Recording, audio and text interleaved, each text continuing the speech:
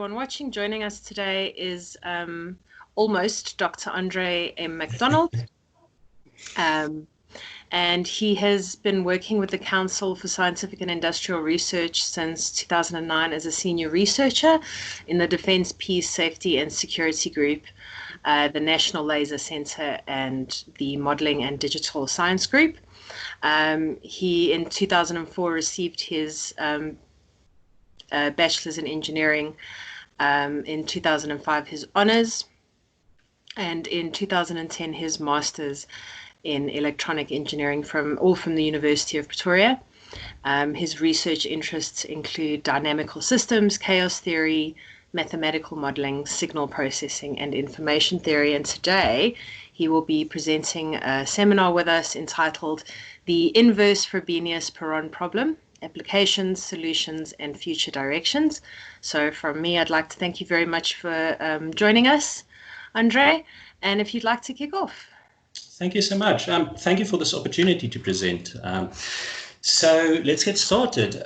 My topic today is the inverse Frobenius-Perron problem. So this is a practical problem. We encounter it in many different fields, engineering, biology, physics, and economics, for instance, all have examples of problems that you can solve using the inverse Frobenius-Perron problem. So what the problem requires is, very loosely speaking, and we will solidify these concepts now as I go on, is it requires us to recreate or model a dynamical system from statistics that we compute over observations or measurements from that system, some presumably unknown system. And this problem is not only of practical importance, but of theoretical interest as well, because it allows us to explore and investigate concepts such as chaos and bifurcation by constructing very simple dynamical systems, examples of systems that exhibit these phenomena. So my outline for my talk, I'm going to start by giving some fundamentals, some background knowledge and concepts that we need in order to understand the problem, and also the solution strategies. We will then look at different formulations of the inverse Frobenius-Perron problem. So the inverse Frobenius-Perron problem it's actually a collective term. It refers to a family of problems. They're all very similar to one another, but they differ with respect to the statistics that we assume we have available when we construct or model the system. We'll then look at some applications, and then I'll present some of the solution strategies for solving this problem. I'll then look at some of the emerging results from the research community, and then address the gaps in existing knowledge. Right, starting with the fundamentals. So I mentioned we're looking at dynamical systems. For our purposes, we define a dynamical system as having a state space and a map or an evolution rule. The state space we denote with omega, and we look at the unit interval as our state space. So this is the set of all possible values that the system state can assume.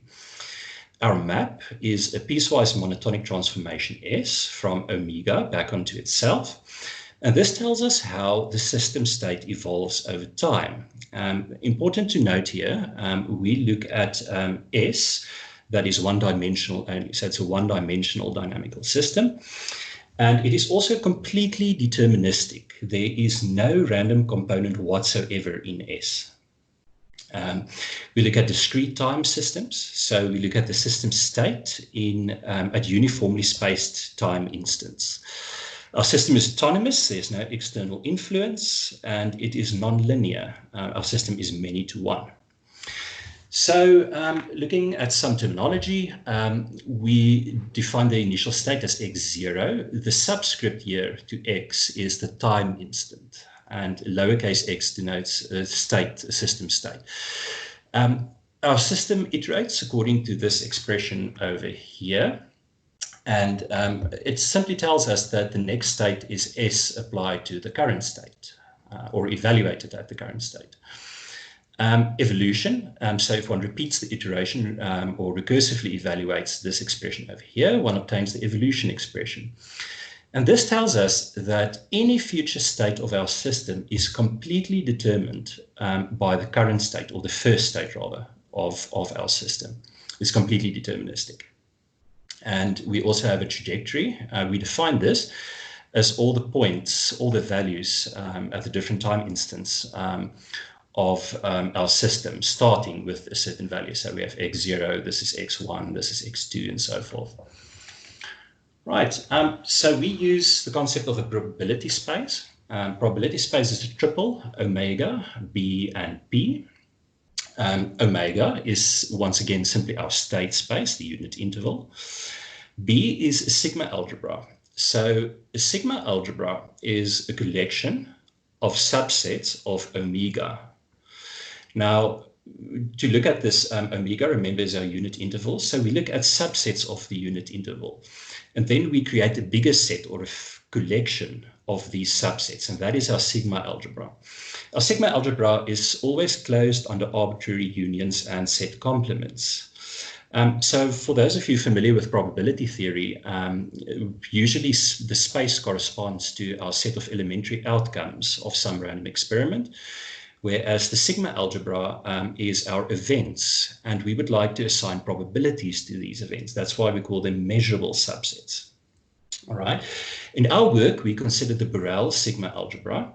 Now, this is the smallest sigma algebra that contains all intervals. And these intervals, of course, are themselves contained in the unit interval, omega. All right, the measure, in this case, a probability measure, is a set function that assigns probabilities to these measurable subsets in our sigma algebra. And this is it should be clear from probability theory. We want to assign a probability to some event, and this is what the measure does. Of course, it's normalized so that the probability of our total state space equals unity. Right, we are interested in a probabilistic characterization of dynamical systems. Now, you might ask why, since our system is completely deterministic. Well, we want to answer certain questions about our dynamical system. I want you to consider an ensemble of trajectories, so several trajectories and how they evolve over time. We might be interested in answering questions like, what is the fraction of trajectories that go through a certain region of our state space at some point in time? And the way to answer these questions is we can use the machinery of probability theory to answer this. So for this purpose, we define a random variable xn on our probability space, omega, b, and Pn. So this random variable, we assign one random variable to each time instant. So you'd see as well that our probability space, the measure, also has a subscript n. This means that the measure also changes from one time instant to the next. So we look at random variable transformations then. So you might ask, how do the random variables relate to one another? Well, it's a sequence of random variable transformations. Xn plus 1 is S of Xn. And the probability measures then satisfy the following expression. So this expression at the bottom of our slide tells us how probability measures evolve from one time instant to the next. And it tells us the probability assigned at time instant n plus 1 to some Borel set B is equal to the probability that was assigned to its pre-image at the previous time instant. So this expression tells us how measures evolve over time. Now, we consider absolutely continuous measures in our work. So I speak here about the Borel measure, mu. The Borel measure is the measure which assigns length to intervals. So let's look at this bullet point here. Pn is absolutely continuous with respect to the Borel measure mu if we can express the probability of a Borel set B at time n as an integral of some function f. Now, this function f is a probability density function. And we integrate over this probability density function over the set B. with respect to the Borel measure mu. Now, very loosely speaking, when you integrate with respect to the Borel measure mu, you might be familiar with well, elementary integration, where you're trying to find the length or the area underneath the curve, and this is exactly the interpretation that you can use here. We're trying to find the area underneath the probability density function to evaluate the measure of that set. Our probability density function is unique up to subsets of measure 0. And of course, as expected, it is integrable, it is not negative, and its total probability is equal to 1, the total integral over our state space. We assume here, of course, that S is non-singular as well. So we've established now that our measures, we have measures defined, and these measures evolve over time. And each of these measures has a corresponding density function, Fn. Now, it stands to reason that your densities will also evolve over time. So we define an operator called the Frobenius-Perron operator, Ps, which characterizes this evolution of densities from one time instant to the next. So it maps from L1 to L1, according to this expression over here. Density at the next time instant equals the operator applied to the density at the current time instant. And over here at the bottom, this is the formal definition of the Frobenius-Perron operator. It's a bit of an unusual definition for an operator, but it tells us simply this is exactly the same expression as we had for the measures, which tells us how the measures evolve over time, except now we express it in terms of the probability density functions. We integrate over B. The density at the next time instant integrated over B is the density at the current time instant integrated over the pre-image, both with respect to the Borel measure. So that's the Frobenius-Perron operator. So let's look at the characteristics of measure preservation and invariance. So these are very important concepts in ergodic theory. And it will become clear soon why.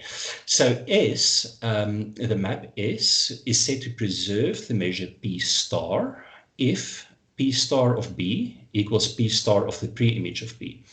So this expression is it's very similar to this expression that we have here at the bottom of the page for the evolution of probability measures, except now that our subscripts n+1 and n are missing. So how to interpret this expression?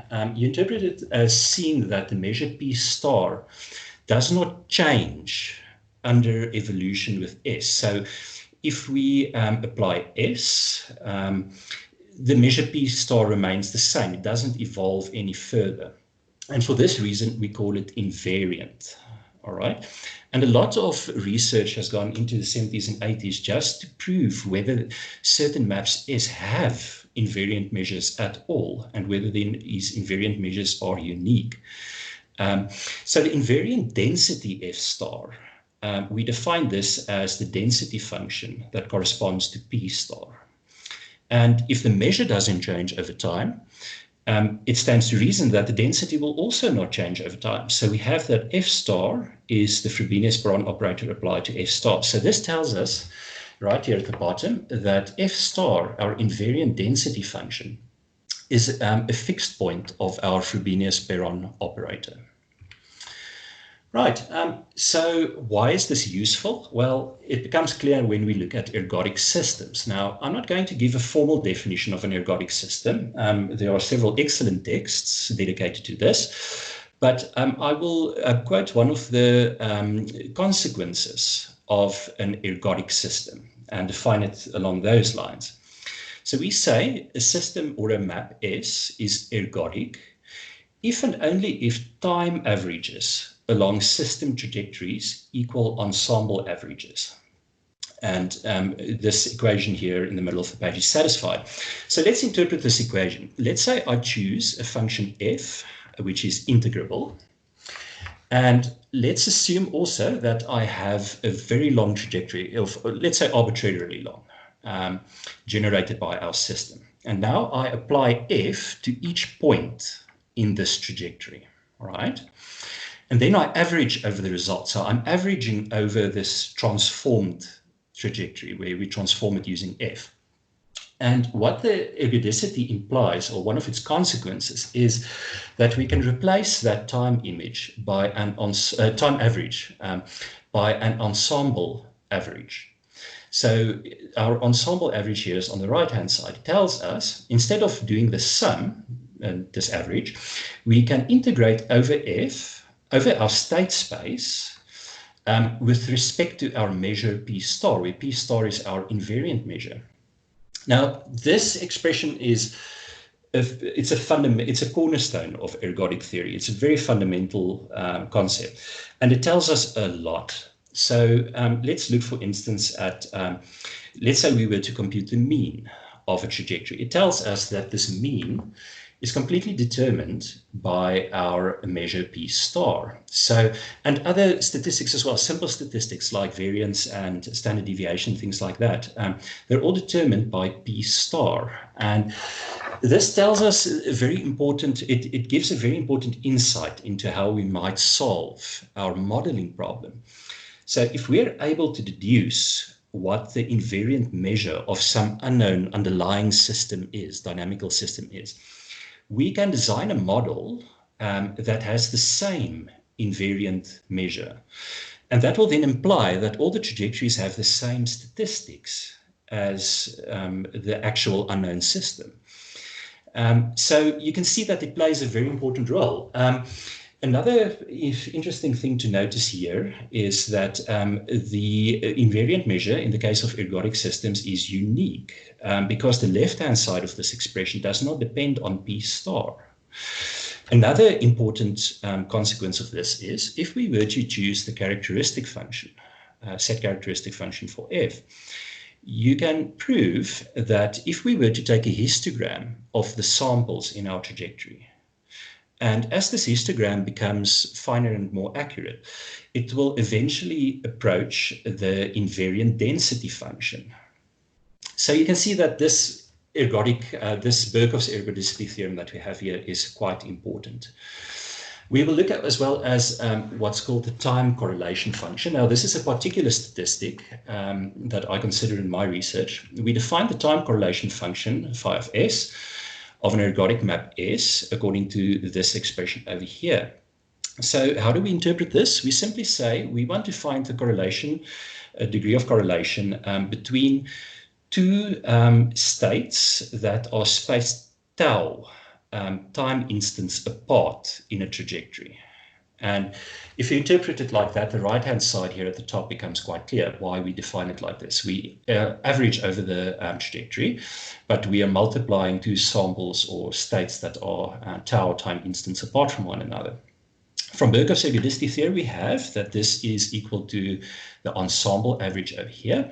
But it's important to note here that it's not only dependent in this case on P star, because over here you've got S as well, our map. But looking at the research literature, it was proved that this time correlation function can be expressed according to the sum here. It's a weighted combination of eigenvalues lambda k. These are the eigenvalues of our Frobenius-Perron operator that we introduced earlier. And each eigenvalue here, we compute the power to tau. So very important here, it shows us that the Frobenius-Perron operator also plays a central role in determining the characteristics of our time correlation function here. It doesn't completely determine it because we have these constants here. So also just important to note here is that tau here is our, this is how our function varies with time delay or time shifts, our time correlation function. So the actual time or delay variant nature of our time correlation function is completely determined. The way in which it varies is determined by these eigenvalues over here. So this, again, this expression tells us a lot about the time correlation function. Looking at the power spectral density, phi of S of the ergodic map S is defined as follows. So let's just talk about what is the power spectral density. The power spectral density characterizes the distribution of power as a function of frequency of our trajectories. And we define it as the discrete time Fourier transform of the time correlation function. Omega here is our angular frequency in radians per sample, and it stretches from -pi to pi. What this tells, oh, by the way, this is called the Wiener-Khinchin theorem. What this tells us is that the power spectrum is a superposition of modes, where each mode is related to one of the eigenvalues of the Frobenius-Perron operator. And the mode center frequency is equal to the argument of lambda k, and its bandwidth is inversely proportional to the magnitude of lambda k. So that is how we characterize our power spectrum. It's a weighted combination of these modes. Right, so that's all the fundamentals out of the way. We can now look at the actual problem. So the inverse Frobenius-Perron problem, as I mentioned, it's a family of problems. The least complicated version of this problem, we call this inverse Frobenius-Perron problem 1. This is where we prescribe an invariant density Fp, and we need to find an ergodic map S such that its invariant density F star is equal to Fp. So from our previous discussion, you would understand why we do this, because our invariant density, and by extension the invariant measure, determines our elementary statistics of these trajectories. So that is why we want to design a system with a prescribed invariant density F star. So this problem has been investigated extensively in the literature, and it is considered solved. The recent work looks at more general formulations of the inverse Frobenius-Perron problems, and that is the following. Let's look at inverse Frobenius-Perron problem 2. So here we are given a prescribed invariant density Fp, and we are given a Frobenius-Perron operator eigenspectrum lambda k. So we are given several, the eigenvalue spectrum of the Frobenius-Perron operator.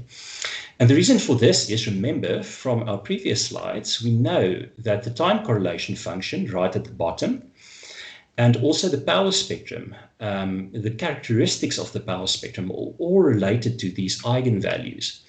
So in this problem, we are attempting to recreate or reproduce the power spectrum from these eigenvalues, given these eigenvalues. So the power spectrum of the underlying system, by specifying these eigenvalues, we're trying to reproduce that. And we're required to find ergodic S with the invariant density and matching eigenspectrum in this case. Inverse Frobenius-Perron problem 3. So these problems are increasing generality. So this is now the next level. We are given a prescribed invariant density function Fp and a complete time correlation function phi of S, or capital Phi of S, power spectral density. So now, not only are we trying to reproduce the characteristics of the power spectrum, we're actually trying to match the exact power spectrum. And that is what we are required to find. Our map must jointly have the correct invariant density and time correlation function or power spectrum Phi. Remember, time correlation and power spectrum, one-to-one mapping, it's the same, essentially the same characteristic being described just in a different way by our system. Right, and then the final formulation of the inverse Frobenius-Perron problem is where we are given a specified sequence of densities generated by our unknown system. So this is a very practical, or a practically important formulation of the inverse Frobenius-Perron problem. Because in experiments, sometimes we only have densities or histograms of the state that we gather over time. And we don't know what if the invariant density is, or the invariant measure is, or even what the power spectrum is. We only have these densities to work with. And we are required to derive a function S, or a map S, that is both ergodic and which best satisfied the specified density sequence. And this problem is, a lot of research is going into solving this problem at the moment. This is, I would say, a very active domain of the inverse Frobenius-Perron problem. Right, let's look at some applications. So I'm going to focus on one application. I'm an engineer, so I'm going to focus on an engineering application here. And I'll just list and talk about some of the applications we have in different fields. Our application, the one I've selected, is through-the-wall imaging radar. So this is quite a spectacular application of radar technology. It turns out that if we have a radar system that operates in the correct frequency band, the electromagnetic waves can actually penetrate walls. And you can see on the setup on the left, we have some radar system with antenna array directed towards a wall. And through the wall imaging radar, we are trying to reconstruct an image of what is behind the wall. And we can do this by looking at the characteristics of the signals that are reflected back to the radar antenna. So you see here on the right-hand side, there was, in this experimental setup, a person behind the wall. And you can see the silhouette of the person emerging. Obviously, a lot of signal processing, image processing has to go into this. But surprisingly enough, the Inverse Frobenius-Perron problem has an application here. So in order to do through-the-wall imaging radar, we need to generate ultra-wideband signals. And one way of doing this is, as I've indicated here in this block diagram here at the bottom. We have a carrier signal over here, and we modulate this carrier signal with a white noise signal. And these blocks over here is where I generate my white noise signal, right? And so this is called frequency modulation, essentially.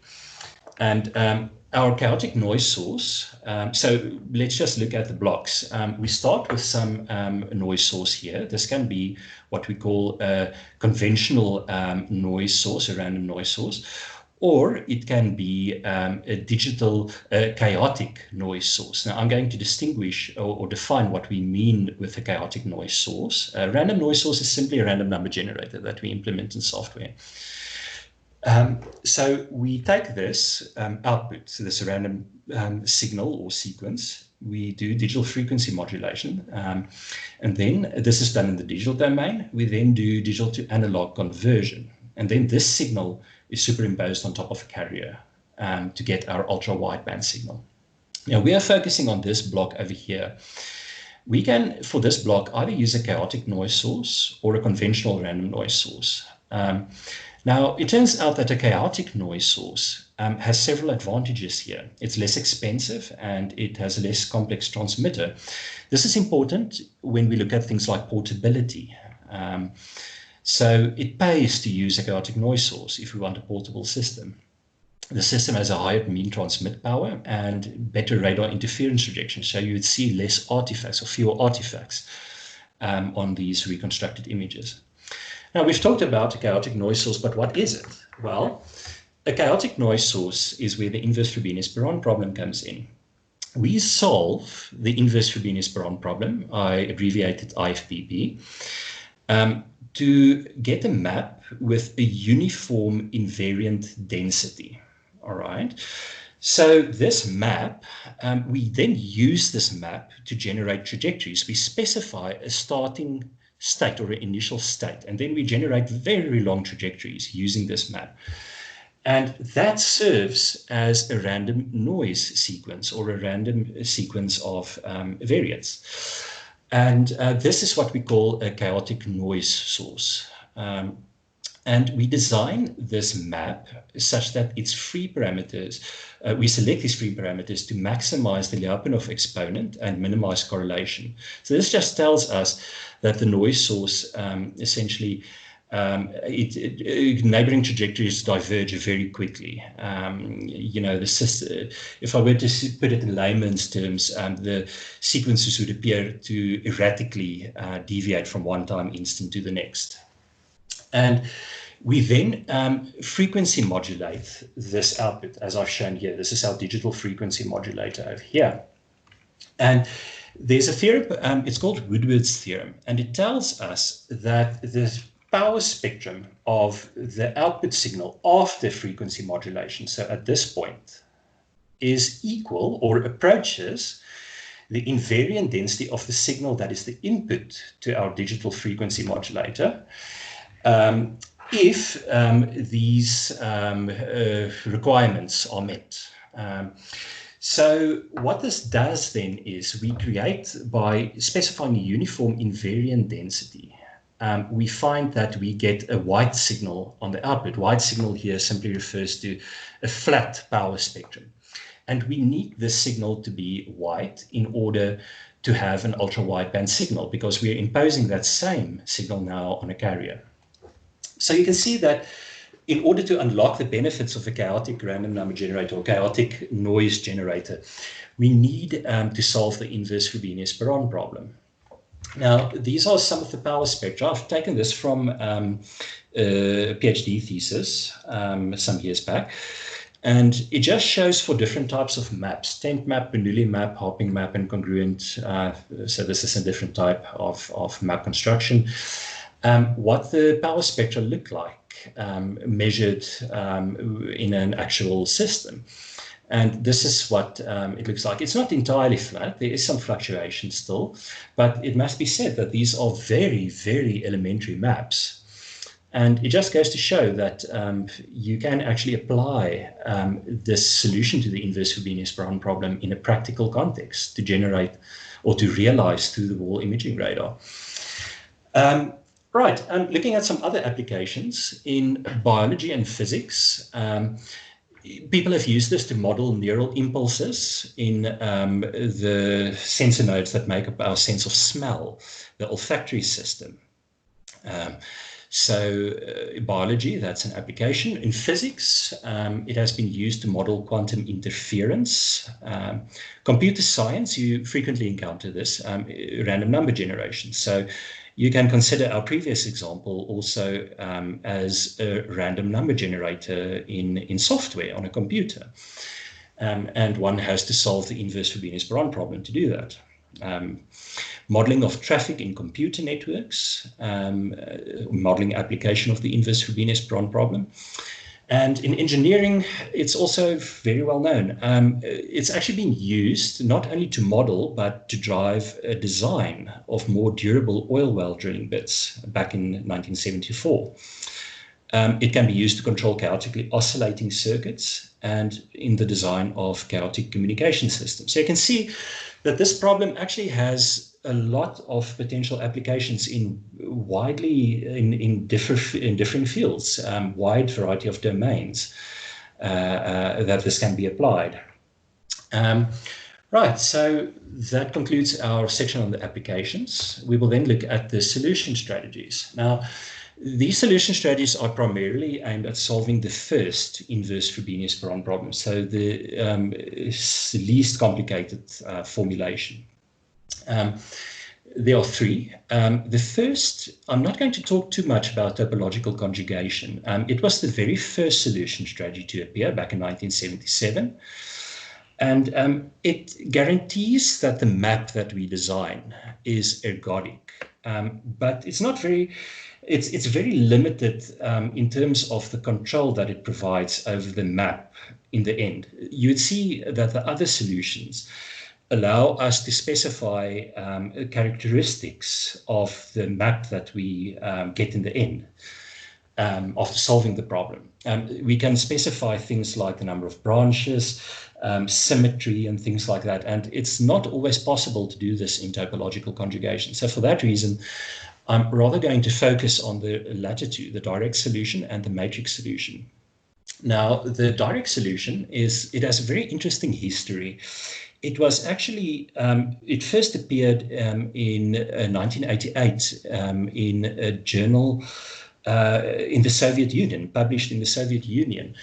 And it appears that if one follows the trail, that in the West, nobody knew about the solution. It was only independently discovered in the West more than 10 years later. And this is, I would say, one of the most important solutions to the inverse Frobenius-Perron problem. It gives us an analytic solution to the problem, and it gives us control over the map structure. However, it is only restricted. There is a disadvantage. It is only restricted at present to complete maps. We'll be looking at that shortly, what that means and what the implications are. Then just very briefly, the matrix solution as well. This is not an exact solution. It's an approximate solution. So we can only approximate the invariant density that is prescribed. But this is nonetheless still a very important solution because it gives us control over the spectral characteristics or the power spectrum characteristics. The solution, though, produces what we call piecewise constant invariant densities. And as I said, they can only approximate an arbitrary invariant density. So let's look at a little bit in more detail at these solutions. So strategy one, the direct solution. So using this solution strategy, we construct piecewise monotonic and complete maps. So piecewise means we define our map in pieces. You can see here that we have a defined a line here defined over one interval, then another piece defined over another interval, and then a third piece defined over a third interval. So these pieces are referred to as the branches of the map. So, and they're labeled S1, S2, S3. They're piecewise monotonic because they do not change. Change slope. The sign of the slope does not change. They're only decreasing or increasing. Complete refers to the characteristic where each branch stretches over the entire codomain of the map. You can see this entire branch stretches over the entire codomain here.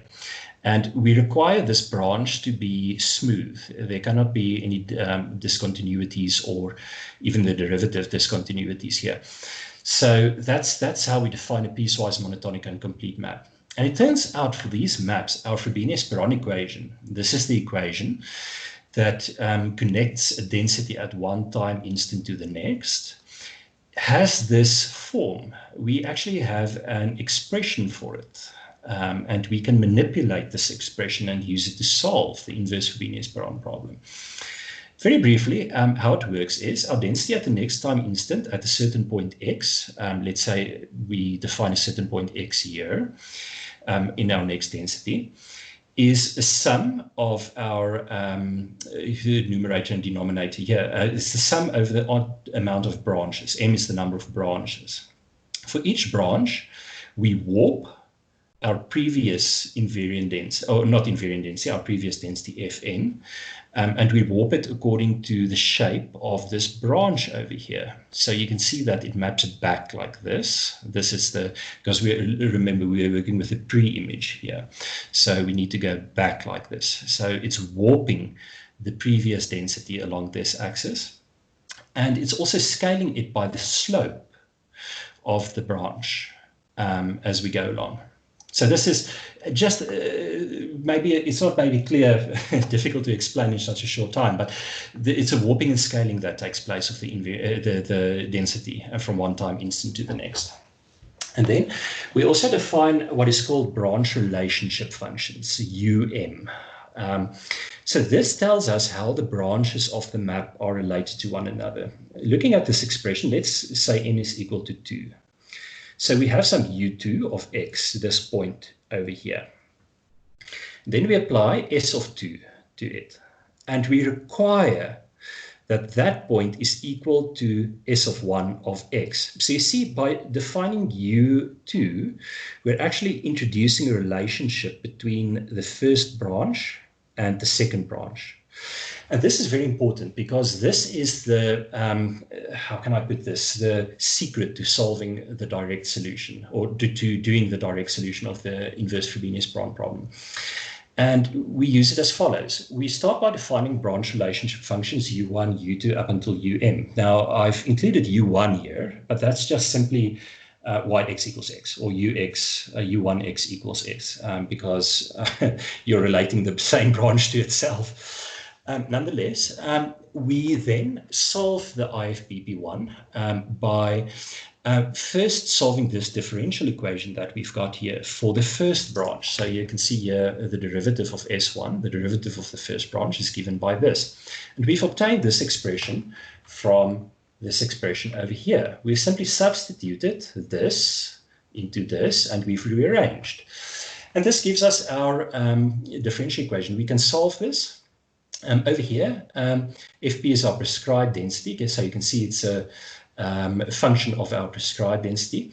And I've also have dm over here. Dm is 0 if the branch m is monotonically increasing, and it's 1 if it is decreasing. So that's what dm means. And once we've got S1 of x, we can derive the remaining branches from the correspondence function down here. So this is a very neat solution to the inverse Frobenius-Perron problem. I show here some examples of maps that I've created or derived using this approach. I've defined our branch structure so that the second branch is symmetric to the first branch around B, but it's also stretched. You can see that B is smaller than 0.5 in this figure. So this is what we require our branches to look like after solving the problem. And we can then move B around on the x-axis. These are at the bottom here, these are the densities that I've prescribed. They're color-coded. So if you look at the corresponding color in the top figure, you would see these are the maps that I've now derived. So you can see the shape is maintained, or the properties like the symmetry and the stretching that I've mandated with my branch relationship functions are in both cases maintained. And what's interesting about this is you can see in a lot of the invariant densities that I've prescribed here, they only bring about a very slight variation in the original map, the branch relationship. You can see almost that the red one in fact will be identical to this map that we've got over here. So that is sufficient to induce a prescribed invariant density in our map, that transformation that we have there. Right, so these are some other examples. This is a different branch relationship. It is now symmetry around beta again, but it's not flipped around. It is actually just stretched. And for the same densities, you can again see the maps that we obtain. They satisfy the constraints that we have provided. What's interesting about this, in many cases, you can also show that these maps are unique. So for a given branch relationship and a given invariant density, the structure of this is unique. This is very interesting analytical properties that one can then, or statements that one can make about the existence of maps with a certain prescribed invariant density using this technique. Right. Then this was solution strategy 1. I'm now going to talk about strategy 2, the matrix solution. We use this to construct piecewise linear Markov maps. Now, a piecewise linear Markov map we show here on the left-hand side. This is an example of such a map. Again, we define it piecewise. And it's piecewise linear because each of these branch functions are linear functions. They're straight lines. So we start by defining a partition. A partition is just where we divide, let's say, the unit interval into sub-intervals. These sub-intervals are non-overlapping, and their union together give you the unit interval back. So that's a partition. It's a collection of sub-intervals that together give you the unit interval. So we define a Q. We call this the coarse partition, Q1, Q2. And then we have a finer partition, but we derive it such that each of the Qs here, Q1 and Q2, are themselves partitioned by the R's. So R11 and R12, the superscript tells us to which Q it belongs. And we've got two sub-intervals here, Q2, R21, R22, partition Q2. And then the Markov property simply requires us to map each of these R's, each of these R intervals here of the finer partition to an interval of the coarser partition. So you can see R11 is mapped to Q1 by the blue line here. R12 is mapped to Q2 by the red line here. So that is the Markov property. And it turns out that these piecewise linear Markov maps have several useful properties that allow us to solve the problem we're looking at. Let's look at some of the properties. If we define a piecewise constant density function, so this is a function that we define again in a piecewise manner. We define it, in fact, over the intervals Q1, Q2 of the coarse partition. And over each of these subintervals, it is a constant function. And the level of that function is given by this coefficient here, Fnm. N denotes time, m denotes the mth segment, or the mth interval of our partition. And tie of Qmx here is simply our characteristic function here. So if we were to represent this density using a vector, we use boldface for this, and we pack it in a vector like this. At a certain time instant, we pack all the m components of that piecewise constant density function. We start to notice several very interesting things. First of all, if such a density function were, if we were to apply the Frobenius-Perron operator of a piecewise linear map to it, where the map has the same partition structure, we find that the evolved density is also piecewise constant over the same partition. So in a sense, it's closed over evaluation of the Frobenius-Perron operator. And we can then rewrite the Frobenius-Perron equation as a matrix equation. We say that matrix PS, which is now our Frobenius-Perron operator represented as a matrix multiplied to Fn, gives us our next density. And PS is a Frobenius-Perron matrix given by this expression over here. Now, this is a bit confusing or difficult to explain, so I'm rather going to show you how it relates to the map. If I were to compute the 1 over the slopes of these lines over here, you can pack them to get the Frobenius-Perron matrix as follows. Blue goes there, red goes there, green goes there, and magenta goes there. So it's 1 over, it's actually the absolute value of the slope that gets put into the Frobenius-Perron matrix over here. So you can see there's a very simple relationship between the slopes of these lines and the Frobenius-Perron matrix. And the Frobenius-Perron matrix, why are we looking at that? Well, it turns out that it determines the invariant density of the map. So the Frobenius-Perron matrix is a column stochastic matrix for uniform partition Q. Its eigenvalue spectrum satisfies the following. Lambda 1 is always equal to 1, and then the remaining eigenvalues in magnitude are all smaller than 1. So this is the eigenvalues of the Frobenius-Perron matrix now. And it turns out that the Perron eigenvector, this eigenvalue lambda 1 is called the Perron eigenvalue. The Perron eigenvector is the corresponding eigenvector, and it represents the invariant density according to this expression over here. So what you see here is that the invariant density of this map, this piecewise linear map, is piecewise constant over the partition that we've used for the map. And it's also the Perron eigenvector of the Frobenius-Perron matrix, which we can easily compute. So this gives us a recipe. We've got everything we need now to solve the inverse Frobenius-Perron problem. We do it like this. This is a approximate solution. So we're given some FP, which is non-boldface, which we would like to approximate. We first select a coarse partition Q. We then derive an approximating piecewise constant density boldface P. So we can specify it over this partition, what levels it should have, so that it approximates the actual prescribed density. We then derive the Frobenius-Perron matrix PS such that its Perron eigenvector F star equals Fp. And I'll be showing you a bit later how we do this. But the plan is to derive a matrix first, PS. It must have the same characteristics as a Frobenius-Perron matrix, and it must have a lambda 1 equal to 1, and it must have a Perron eigenvector equal to Fp. And then the third step simply consists of constructing this map from the entries of this matrix. And that is quite easy because we know what the relationship between the slopes and the entries of the matrix are. And that gives us our solution to the inverse Frobenius-Perron problem. Here are some examples. The blue curve here at the bottom is the density that I'm trying to approximate. And because we're using piecewise constant approximating densities, it's essentially histogram. you can interpret it as a histogram. You can see how we define these levels to give an approximation of the blue curve.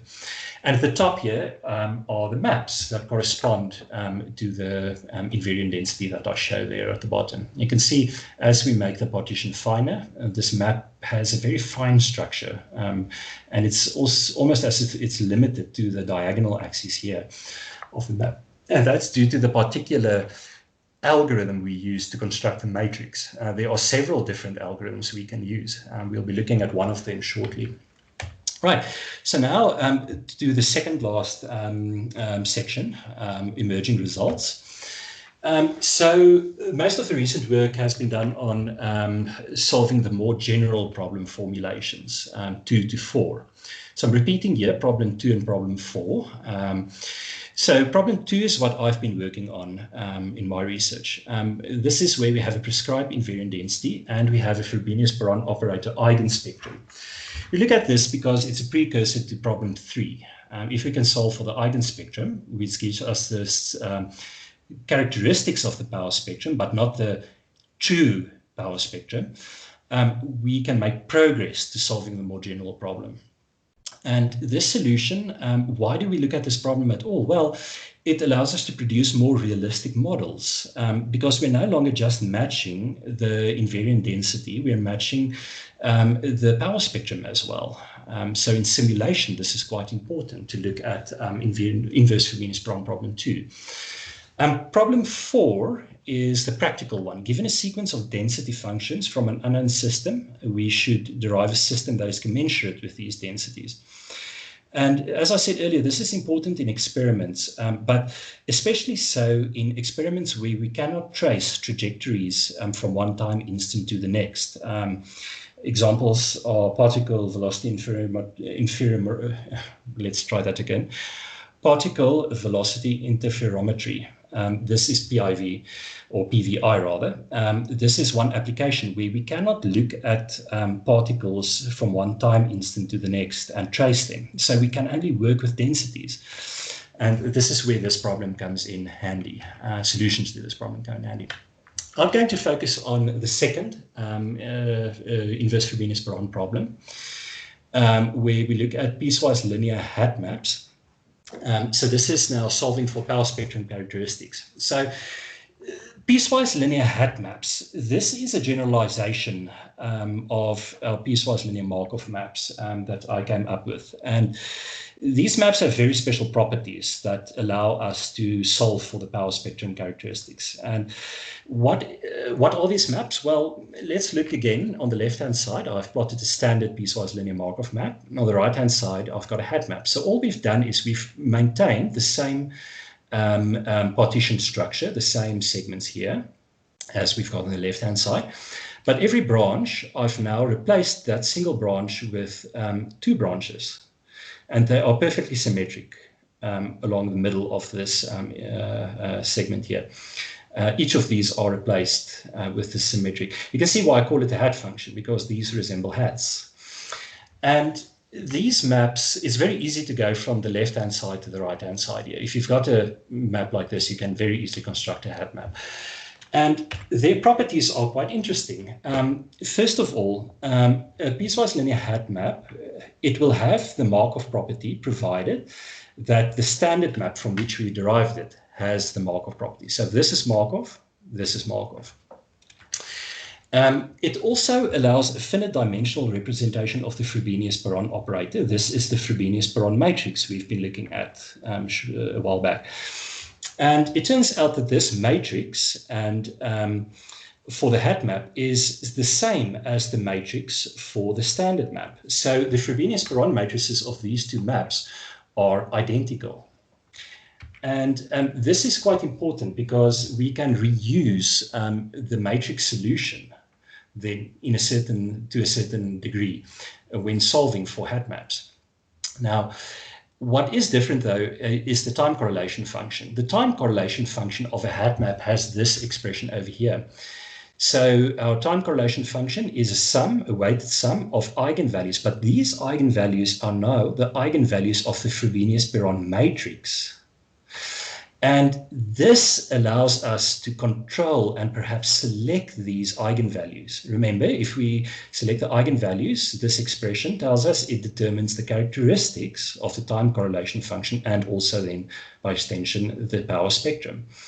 So how do we solve it then? Well, these are the steps. Again, it's an approximate solution of the, this is now IFPP2. We start by selecting uniform coarse partition, different from the previous one that we actually mandate that it is uniform here. We then also, again, derive an approximating piecewise constant density function. We derive a Frobenius-Perron matrix PS such that its Perron eigenvector equals FP. So up till now, it's almost identical to the previous solution I showed you.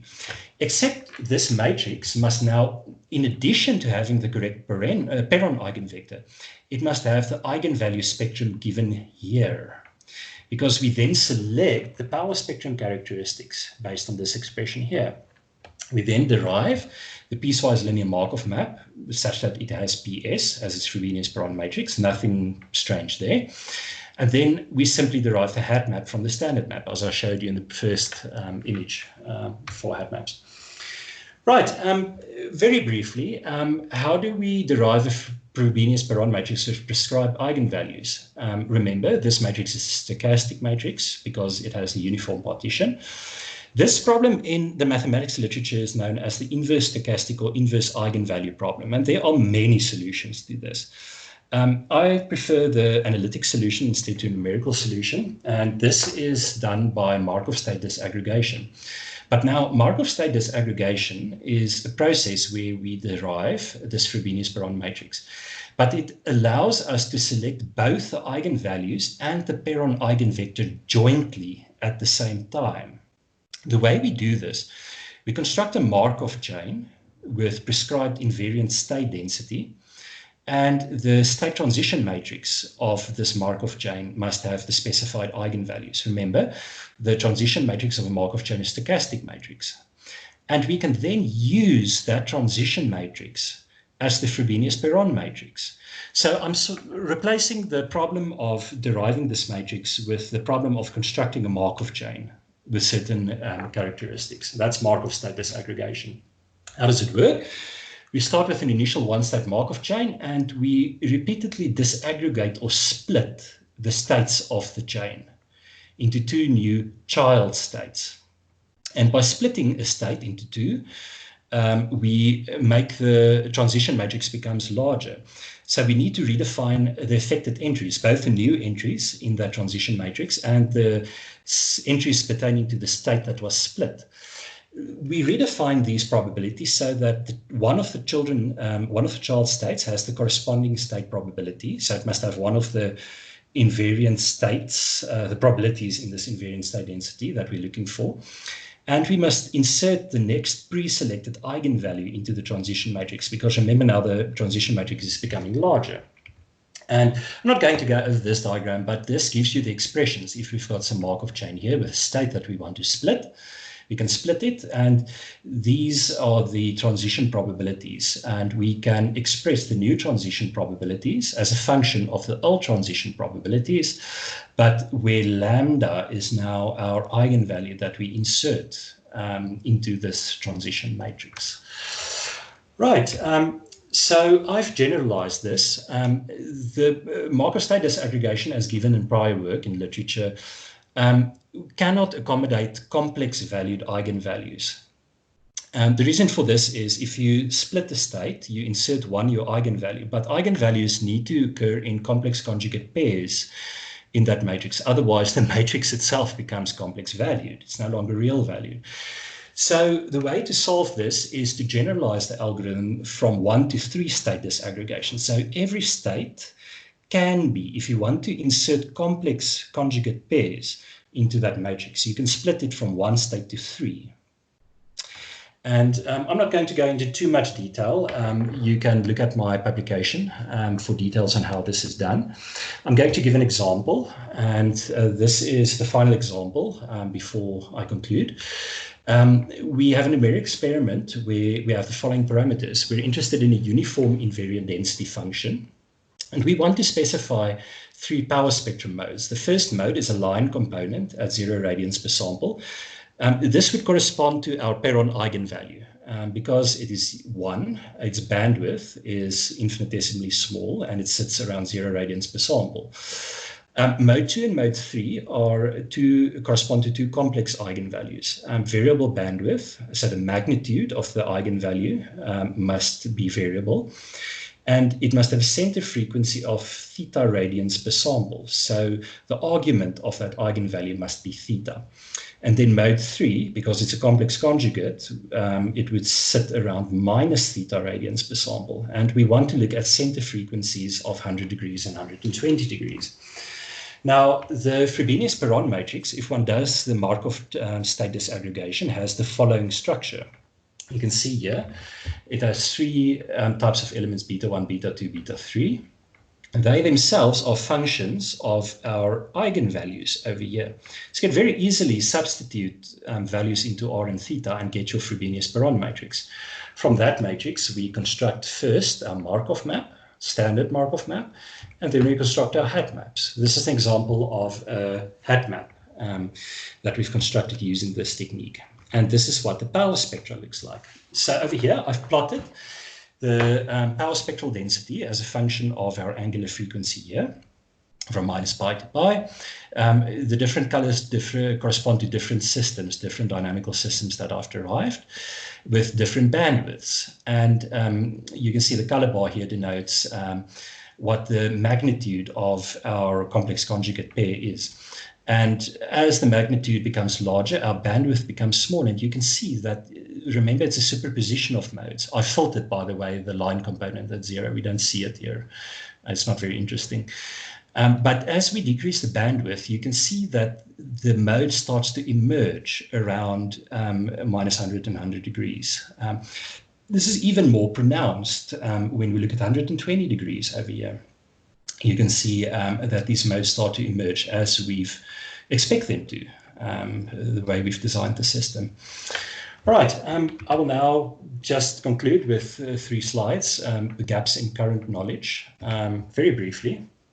So the first, I would say, item is achievability of invariant densities and power spectra. So there's a question, how does a prescribed invariant density function restrict the power spectra that is achievable, irrespective of the map? So you can construct examples where you specify a certain invariant density function, and you can try to design, irrespective of the map, you can theoretically, in fact, prove that certain power spectra are not achievable based on the restriction imposed by the invariant density. But how does one enumerate this? At least this result is not well known in the circles, the domain of the invariant inverse Frobenius-Perron problem. And it would give us insight into what we can achieve by solving the inverse Frobenius-Perron problem. Another question is, how does the structure of a particular map family limit the invariant density functions and power spectra that are achievable? So is there a relationship between the structure of the map and what is achievable? So very, very briefly, just to answer this question, this is something I've been looking at. We can define 4 families of maps here. The top 2 families, blue and green, are complete maps. You can see that each branch stretches over the entire map codomain. It turns out that these maps, numerically, we cannot yet prove this analytically, but it turns out that you can construct examples show that you'll always get, at least in terms of the amount of examples you construct, a unimodal power spectrum. You cannot achieve multimodal power spectra, it seems, from the numerical examples using these maps. At the bottom, we have our incomplete maps. And it appears that they allow multimodal spectra. You can construct multimodal examples very easily using these maps. I've just done so in 2 slides back. So it seems that whether the map is complete or not tells us something about what is achievable in terms of power spectrum. The left and right-hand side, we distinguish between piecewise nonlinear and piecewise linear maps. It seems that the piecewise linear maps always give you piecewise constant density functions, or the uniform density, which is also incidentally piecewise constant. And once you make the map smooth, or not smooth, but no longer piecewise constant, it can vary inside each branch, you actually start to achieve smooth density functions as well. So the theory behind this is not yet, at least in the circles of the inverse Frobenius-Perron problem, is not yet there. And finally, looking at gaps in current knowledge, of course, inverse Frobenius-Perron problem 3, I haven't talked about much. And this is not yet solved. There has been a numerical technique proposed for solving this problem. But in addition to having, it seems, or it appears to have some convergence issues, it turns out that you actually want an analytical solution because it tells you something about the relationship between the map structure and the invariant density and the power spectrum. Numerically, just obtaining a map doesn't tell you much. But if you can look into the expressions, so in other words, getting an analytical expression and seeing that how it's derived, it can actually tell you something about the relationship between the statistics and the map structure. And that's my presentation. I've listed some of the references here for the applications. The remaining references I gave in the footnotes of each slide.